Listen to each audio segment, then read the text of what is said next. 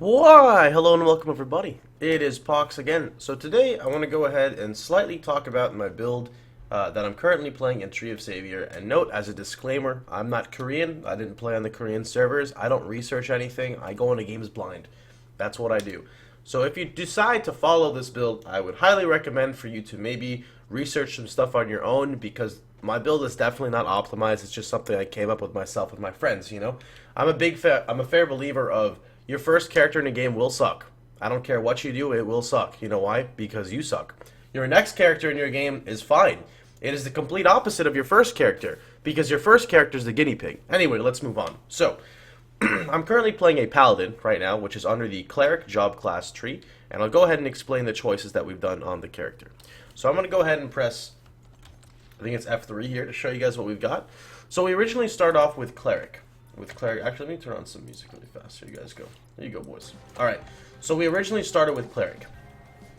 There you go. So we were originally Cleric 1, and I decided to go Cleric 2. Instead of going Cleric 2 and Diver Fuck, whatever this class is, you could optimally go like Krivis 1, Krivis 2, Priest 1, Priest 2. This is pretty much, you can define your build. If you wanted damage, Priest or Krivis is probably best. I think Priest is the best, actually. The reason why I chose not to go Priest is because of a couple reasons, which I'll explain later on. Fuck it, I'll explain it now. Basically, by going Cleric, I have way more healing potential. And the Paladin Restoration aura, which you'll see me use right now, this one, Y, has a secret synergy that increases each heal square's heal. And since I'm not scaling intel, it's really good. Anyway, moving on though. We ended up going Cleric 2 again to increase our maximum healing. Safety Zone is really good. Now remember that each heal heals a maximum or a minimum of 5% of your target's life, plus the additional bonus. Now Divine Might is a very sick skill as well. Divine Might temporarily increases the skill of your and your party members by 1 and applies 5 times. At first glance, this looks terrible, right? Because it's only increasing it by 1. However, when you have buffs that you normally can't keep up permanently, and now Divine Might gives you that 1 level for the extra 5-second duration, or, for example, you have buffs from Circle 5 or Circle 6 classes that are only level 5, going from level 5 to level 6 is huge. You know, it's an entire skill level of the skill that you normally couldn't get because you're not circling there. So that pretty much sums up all of the Cleric. Now, as for Diver Bai or Diver Derby, Diver whatever it's called, here's what we've got here. Now, Statue of Zemia and Lima are insane. So, Zemia, alright, Zemia we're going to go ahead and craft right now.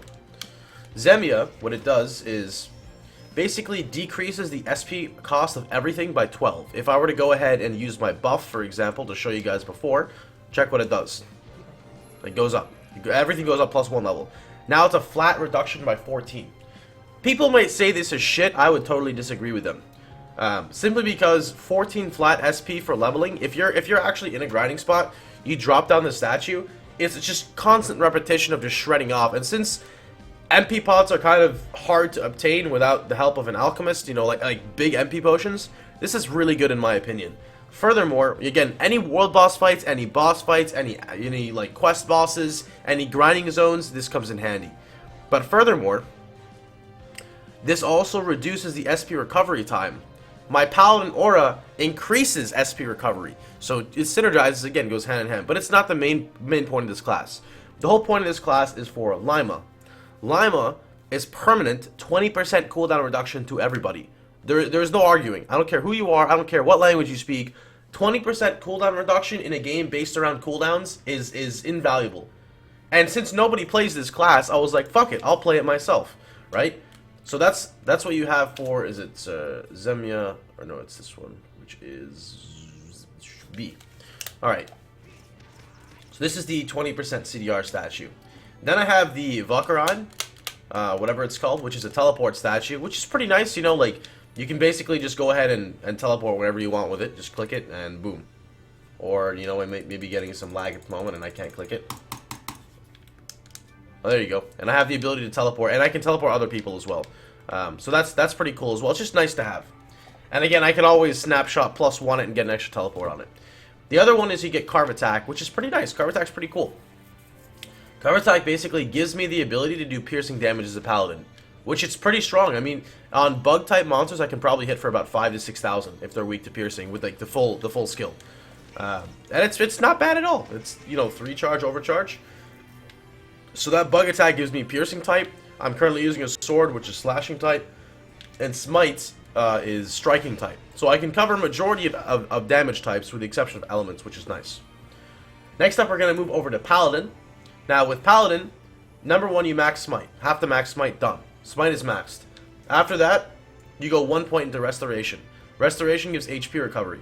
Now, there is, as you see down here, a little perk for it, or an attribute they're called, which gives 10 flat SP recovery per attribute level. You can get this 5 times.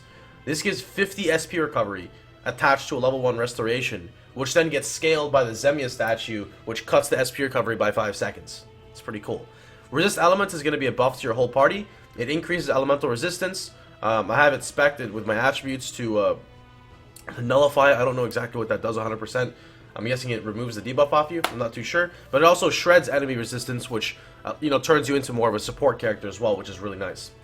Turn Undead, everyone said was shit. I actually think this is a very good attack. For 1 point at least, it's really nice. Basically, you can hit up to 5 targets. If you're running through where enemies are that are undead, you can literally just tap it. And it hits a pretty big area. Like, well, that was kind of glitchy. But there you go. It shoots out in front. And it literally can just one-shot hit for like 12k and dead. So I think as a 1-pointer, it's pretty good. I'm going to get Resist Elements level 3, so it opens up the next attribute for basically allocating or for researching just flat resistance benefits. And then we're going to save to go Paladin 2 and then Paladin 3. And after Paladin 3, we're probably going to go Pardoner to craft scrolls. But honestly, by the time you get to Paladin 3, you should understand what you're doing with the game. So that's pretty much going to be it. If you guys want to see my attributes, we've got Smite Enhanced 16, Resist Elements for the nullification, Smite knockdown damage I don't really use too often, Resist, and then we've got the Restoration for SP recovery. For Cleric, we have Weapon Swap. I haven't done anything with the Masteries here. Deep Protective Zones, whatever. Healing Extra, which is a 2% chance per attribute to heal, I think, when someone else heals or when I heal. Some of the things are still a little iffy with the wording. We've got a Safety Zone block count by 14. This is a really big one as well, because Safety Zone literally makes you immune. While you're inside this Safety Zone, you're immune to all damage, and it currently blocks 34 hits. Yeah, 34 hits. Now, you can get knocked out of it, though, so please take that into account as well. If a boss does like an AoE knockdown, it can hit you out, and then he can hit you. And then for Derby, we have increased maximum weight, just so it counteracts all the logs I have to purchase, which you can purchase at the actual vendor for this guy. Carve Attack level 10, just for some extra damage. Plant type damage increase, which I think I need to actually get. Deals 10% additional damage to plant type monsters when using a blunt weapon. I need to actually start using a blunt weapon. Yeah, that's pretty much it. So that should cover it. The last thing to talk about is, I guess, the gear I'm using. Nothing special, really. I've rolled my, my pay-to-win kappa. So I have physical attack here, and I'm going to try to get, I've got physical attack here, and try to get another hair costume and roll physical attack on it. That is with the enhanced scrolls, which we talked about in another video. Again, just a regular +4 weapon. I haven't talked about jewels yet. I haven't really went into that. So what I want to go ahead and go into is my stat allocation, because this is kind of unique. And this is where I recommend you guys do some math here. Rip rank 426, boys. We got to get to rank 100 today. Alright, so I have went strength, con, and dex. Nothing else. No int, no spirit. I actually regret this, and I think I should have went more dex over strength. Simply because I don't see exactly what has been changed in the dexterity mechanic. And once you get a really good weapon, I feel like the scaling on a really good weapon beats the strength, and then you want to scale crit and accuracy, innovation. That's just what I've noticed. I don't know what's true and what's not. But from what people told me, dex falls off above 200. I don't know. I have never been 200. So right now what we're doing is I'm just keeping my strength like it is, which is 111, and I'm going to pop my dex all the way to my strength and level up my constitution whenever I feel is necessary for bosses. And we're going to see where it goes from there, because I think critting is still insane, even though they moved overkill as a mechanic. Alright, boys, so that should pretty much cover everything with the character. Just to go ahead and help you guys out, I'm going to make a builder for you guys right now on Tree of Savior base. And I'll link this in my description. It might not be in the comments because it always glitches, but I can definitely do it in the description for you guys.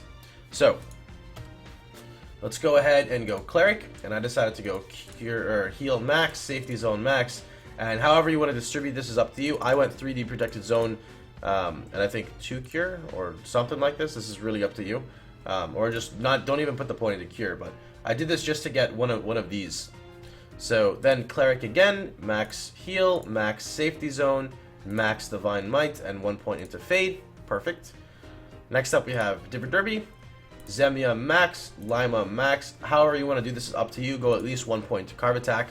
I would say probably this would be the most optimal, because by doing this 4 and 1, if you use divine might to +1, you have a 5/5 statue which can port your entire party. I did 2 and 3, but I'd recommend 4 and 1. Next up is the Paladin, and we're going to go ahead and go Smite, 1 point Resto, 1 point Turn Undead, and 3 Resist Elements. Then we get Paladin again. With the second set of Paladin, we're going to max Smite immediately, and then probably 1 point Conversion, and probably leave it alone again. And then we're going to go Paladin again. Well, I mean, you can spend the points here, but I'm saying we're going to max Smite, max Barrier, max Resist Elements, max Conviction, and then it's up to you how you want to distribute the last 2 points, really.